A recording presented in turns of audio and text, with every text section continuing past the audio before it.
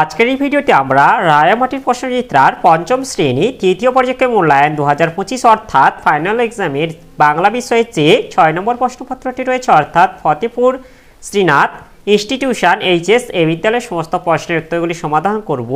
প্রশ্নপত্র সমাধান করার আগে বলে দেই, আমার পরবর্তী ভিডিওগুলি বানাতে অনুপ্রাণিত করার জন্য অবশ্যই চ্যানেলটিকে সাবস্ক্রাইব করে নেবে এবং এই ভিডিওটিকে লাইক কমেন্ট ও শেয়ার করে দেবে। একে দেখে আছে সঠিক উত্তরটি বেছে নিয়ে লেখো। একের এক আছে মনে পড়ে অভিমানে কঙ্কাবতীর এটা ব্যথা হবে। এরপরে একে দেখে দুই শিয়াল মাটি খুঁড়ে নিয়ে গিয়েছিল, এটা হবে আলু। এরপরে একে দেখে তিন আমরা টুটাবো তিমির রাত, এটা এখানে তিমির শব্দটির অর্থ হলো এটা হবে অন্ধকার। এরপরে একে দেখে চার একলা কবিতার কবি হলেন তবে শঙ্খ ঘোষ। এরপরে একে থেকে পাঁচ ওদের আকাশে উড়িয়ে যুদ্ধ হবে প্যাচ খেলার, যাদের আকাশে উড়িয়ে প্যাচ খেলা যুদ্ধ হবে তারা হলো এটা হবে পেটকাটা ও চাঁদিয়াল। এরপরে একে থেকে ছয় আছে একলা কবিতায় কবির দিকে তাকা, এটা হবে কাঠবেড়ালি। এরপরে দুইয়ের আগে একটি বাক্যে নিচের প্রশ্নগুলির উত্তর লেখো। দুই থেকে এক আছে শিয়ালকে ঠকাতে আখ চাষের সময় কুমির কি ফন্দি এঁটেছিল, এর উত্তরটি হলো এই যে শিয়ালকে ঠকাতে আখ চাষের সময় কুমির আখের আগা নেমে বলে ফন্দি এঁটেছিল। এরপরে দুয়ে দুই আছে কত দিনের লুকোচুরি কত ঘরের কোণে, লুকোচুরি খেলার কথা কবির কখন মনে পড়ে, লুকোচুরি খেলার কথা কবির মনে পড়ে এক বর্ষার দিনে। এরপরে দুই থেকে তিন আছে সূর্য সেন তার ছাত্রদেরকে কোন আদর্শে গড়তে চেয়েছিলেন, এর উত্তরটি হলো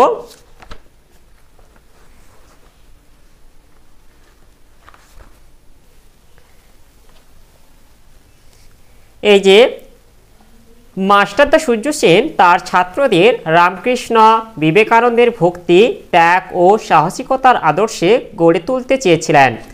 এরপরে দুই রে চার আছে টুনির মা জটি পিসিমার বাড়িতে গিয়েছিল কেন, এর উত্তরটি হলো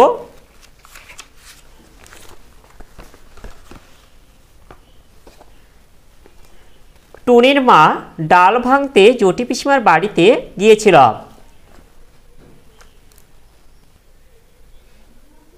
এরপরে জানো তখন সঙ্গে থাকে কারা, এখানে কারা বলতে কাদের বোঝানো হয়েছে, এর উত্তরটি হলো এর উত্তরটি আমরা এখান থেকে বলে দেব। এই যে কবি যখন একলা থাকেন তখন কবির সঙ্গে থাকে সবুজ গাছপালা আর তার ভিতর দিয়ে চলে যাওয়ার পথ, এছাড়াও কাঠবেড়ালি গাছে ঝরা পাতা এমনকি শাল বা তালসুপুরির বনও কবির সঙ্গে সঙ্গেই থাকে, তোমরা এগুলি বলে দেবে। এরপরে 2-6 আছে বোম্বাগড়ের রাজা কবিতায় রানী সারাদিন কিভাবে থাকে তা লেখো, বোম্বাগড়ের রাজা কবিতায় রানী সারাদিন মাথায় বালিশ বেঁধে থাকে।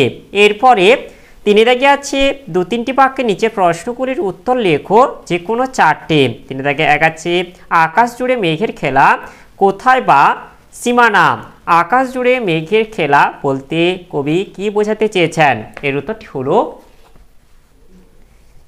এর উত্তরটি আমরা এখান থেকে বলে দেব।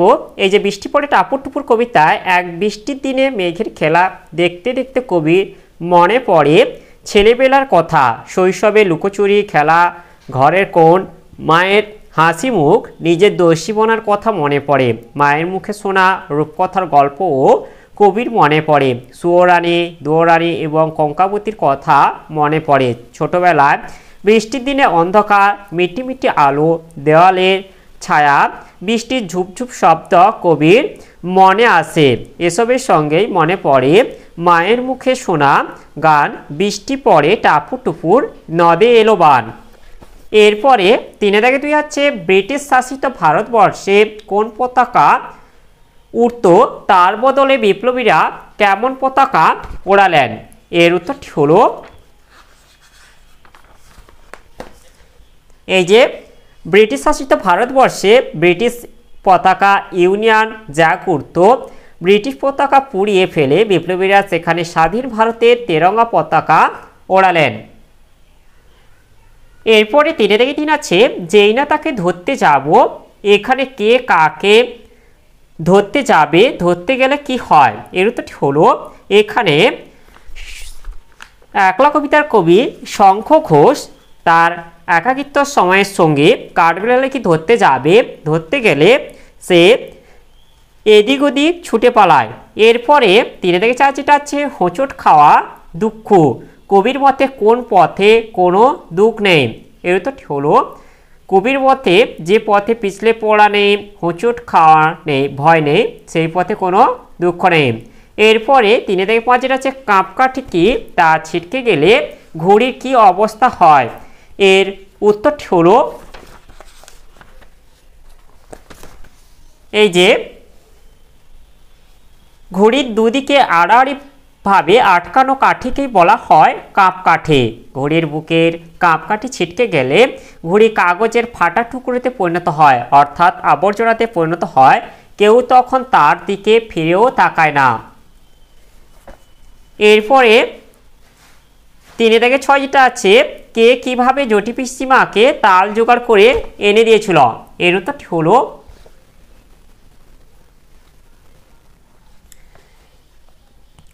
গোপাল খুব ভোরবেলা ঘুম থেকে উঠে টিপটিপ বৃষ্টির মধ্যে তালদিঘির ধারে তাল কুড়োতে গিয়েছিল। তালদিঘির মাঠে ছিল 1 হাঁটু জল আর কাদা, সেই সব পেরিয়ে গোপাল তার সাধ্য মতো 2টো তাল সংগ্রহ করে জটি পিসিমাকে এনে দিয়েছিল। এরপরে 4 থেকে আছে নিচের প্রশ্নগুলির উত্তর নিজের ভাষায় লেখো, যে কোনো 3টি। 4 থেকে 1 যেটা আছে সেদিনও কি এমনি তরে মেঘের ঘটাখানা, আলোচ্য পংক্তিটি কার লেখা, কোন কবিতার অংশ, কোন দিনের কথা বলা হয়েছে, সেদিনের প্রকৃতির বর্ণনা দাও, এর উত্তরগুলি হলো আলোচ্য পংক্তিটি রবীন্দ্রনাথ ঠাকুরের লেখা এবং এটি হচ্ছে বৃষ্টি পড়ে টাপুর টুপুর পদ্যাংশ থেকে নেওয়া হয়েছে বা কবিতার অংশ। এরপরে যেটা আছে কোন দিনের কথা বলা হয়েছে, সেদিনের প্রকৃতির বর্ণনা দাও, এর উত্তরটি হলো এই যে আলোচ্য অংশে শিব ঠাকুরের বিয়ের দিনের কথা বলা হয়েছে। এরপর যেটা আছে প্রকৃতির বর্ণনা, কবি মনে করেছেন শিব ঠাকুরের বিয়ের দিন ও ছিল মেঘের ঘন ঘটা, সেদিনও বিদ্যুৎ চমকাচ্ছিল ঘন ঘন, প্রবল বর্ষায় নদীতে বান এসেছিল। এরপরে 4 থেকে 2 যেটা আছে তোমার জন্যে তাল এনেছি পিসিমা, বক্তাকে, এখানে বক্তা হলো গোপাল। এরপরে যেটা আছে এখানে পিসিমা বলতে কাকে বোঝানো হয়েছে, এখানে পিসিমা বলতে হরিমতি অর্থাৎ জ্যোতি পিসিমাকে বলা হয়েছে। এরপরে যেটা আছে তিনি কেমন প্রকৃতির মানুষ ছিলেন, এর উত্তরটি আমি বলে দিচ্ছি, তোমরা এটা খাতায় লিখে নাও। ছোটদের জন্য তার মনে খুব বেশি স্নেহ ছিল না, গোপাল অনেক কষ্ট করে তাল জোগাড় করে এনে দিলেও তিনি তাল নবমীর দিনে গোপালকে নিমন্ত্রণ জানাননি, এর থেকে তার কঠোর মনোভাবের পরিচয় পাওয়া যায়। এরপরে 4 থেকে 3 যেটা আছে গাছের আগার দিক কিন্তু আমার আর গোড়ার দিক তোমার, উদিত অংশটির বক্তাকে, উদিত অংশটির বক্তা হলো কুমির। এরপরে এটা আছে কোন গাছের কথা বলা হয়েছে, এখানে হচ্ছে আলু গাছের কথা বলা হয়েছে। এরপরে এটা হচ্ছে বক্তা কেন গাছের আগার দিক নিতে চেয়েছিল, এর উত্তরটি হলো বোকা কুমির জানতো না যে আলু হয় মাটির নিচে, সে ভাবতো আলু ভুচি গাছের ফল, তাই সে বেশি লাভ করবে বলে গাছের আগার দিক নিতে চেয়েছিল। এবং এই যে বলেছিল গাছের আগার দিক কিন্তু আমার আর গোড়ার দিক তোমার। এরপরে 4 থেকে 4 যেটা আছে বোম্বাগড়ের রাজা কবিতায় বর্ণিত সেখানকার মানুষ ও নিয়মকানুন তোমার নিজের ভাষায় লেখো, এর উত্তরটি হলো বোম্বাগড়ের রাজা সেখানকার মানুষ এবং নিয়মকানুন সবই যেমন অদ্ভুত তেমনই মজার, সেখানকার রাজা আমসত্ত্ব ভাজা ছবির ফ্রেমে বাঁধিয়ে রাখেন, এই রাজ্যে রানী দিনরাত মাথায় বালিশ বেঁধে রাখেন, রানীর দাদা পাউরুটিতে পেরেক ঠোকে, সর্দি হলে ডেকবাজি খায়, তারা জ্যোৎস্না রাতে পায়ে পড়ার আলতা চোখে মাখে, এছাড়াও পণ্ডিতেরা টাকে ডাক টিকিট মারে, রাজার বিছানা সিরিজ কাগজ পাতা থাকে, রাজা তার রাজসভায় অদ্ভুত রকমভাবে হুক্কা হুয়া বলে চিৎকার করেন, আবার রাজার কোলে বসে মন্ত্রী কলসি বাজায়, রাজার সিংহাসনে ভাঙা বোতল শিশি ঝুলতে থাকে, রাজার পিসি কুমড়ো নিয়ে ক্রিকেট খেলে, হুঁকোর মালা পরে রাজার কাকা নাচে। এসব পড়ে আমার খুব হাসি পেয়েছে এবং কবিতাটির বিষয় ও বর্ণনাকে একেবারে আজব বা আবল তাবল বলে মনে হয়েছে। এরপর এটা আছে 4-5, আমরা তো ওদের হাতের গোলাম। এখানে আমরা বলতে কাদের কথা বলা হয়েছে, তারা কাদের হাতের গোলাম এবং কেন? এর উত্তরটি হলো,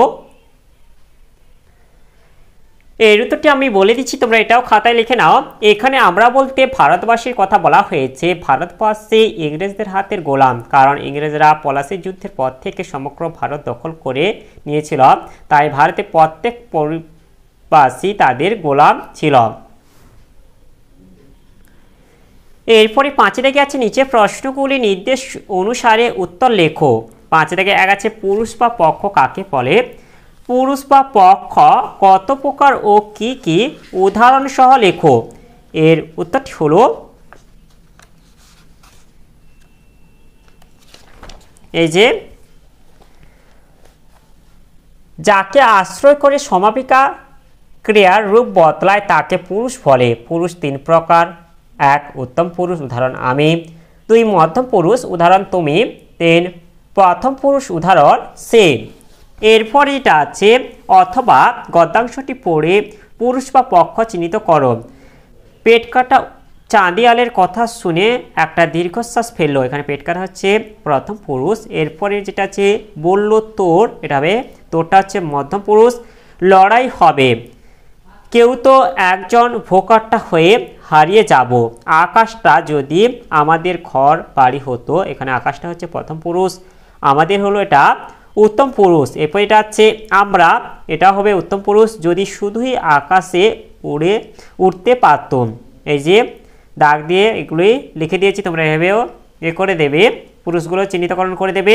এরপরে 5 দাগে 2 এটা আছে নিচের শব্দগুলির বিপরীতার্থক শব্দ লেখো, যে কোনো 4টি। 5 দাগে 2 এর 1 আছে নিঃশব্দ, এটা হবে সশব্দ। এরপর 5 দাগে 2 এর 2 আছে ঈষৎ, এটা হবে অধিক।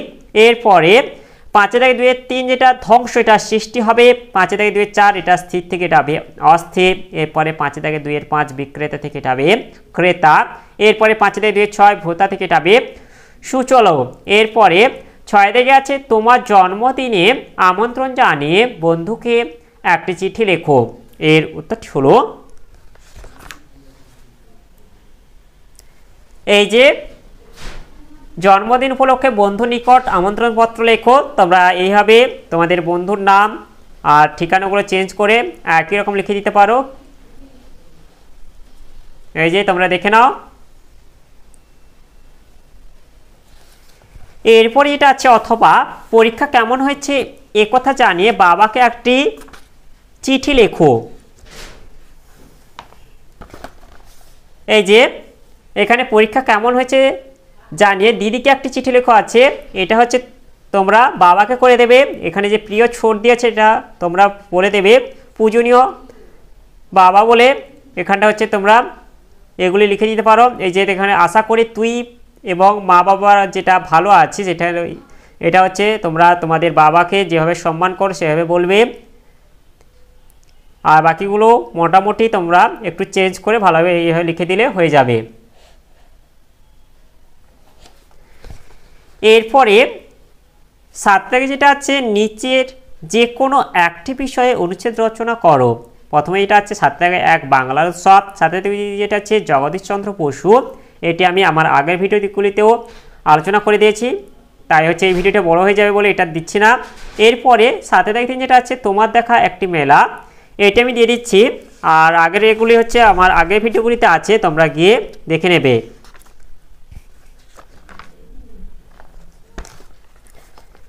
এই যে এখানটা এই যে আমার দেখা একটি মেলা, এই যে তোমরা এভাবে লিখে দেবে, তোমরা দেখে নাও।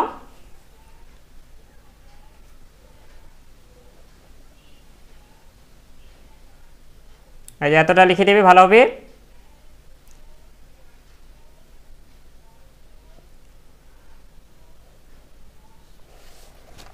তাহলে আজকের ভিডিওতে পঞ্চম শ্রেণীর বাংলা বিষয়ে যে 6 নম্বর প্রশ্নপত্রটি ছিল তা আজ সমাধান করলাম। এবং ভিডিওটি শেষ করার আগে বলে দেই, তোমরা যারা এখনও পর্যন্ত আমার চ্যানেলটিকে সাবস্ক্রাইব করোনি অবশ্যই চ্যানেলটিকে সাবস্ক্রাইব করে বেল আইকনটি অল করে দাও পরবর্তী ভিডিওগুলির নোটিফিকেশান তাড়াতাড়ি পাওয়ার জন্য।